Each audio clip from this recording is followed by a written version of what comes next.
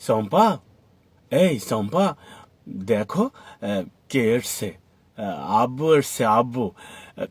তুমি এখনো ছেলে মানুষই করো।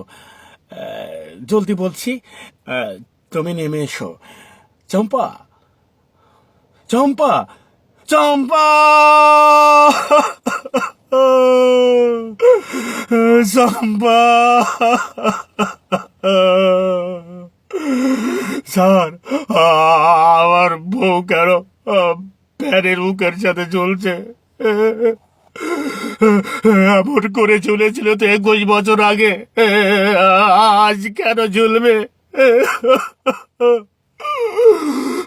স্যার, চুপ করে থাকবেন না, উত্তর দিন। কোন দুঃখে আমার বউ ফ্যানের হুকের সাথে আত্মহত্যা করেছে?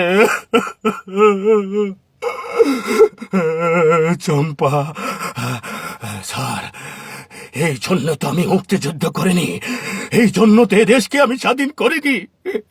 কেন আজ আমি কোন সান্ত্বনা বুকে নিয়ে বাঁচবো?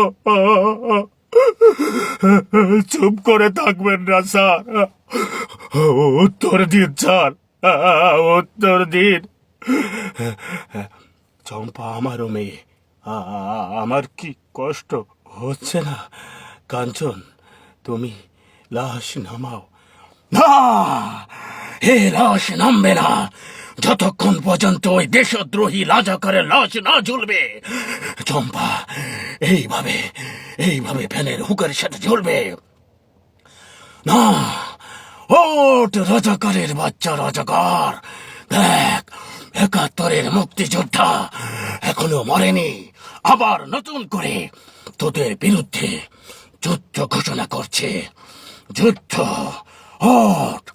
না, আজ আমি তোকে মারব না, কারণ আজ তোর মামলার তারিখ।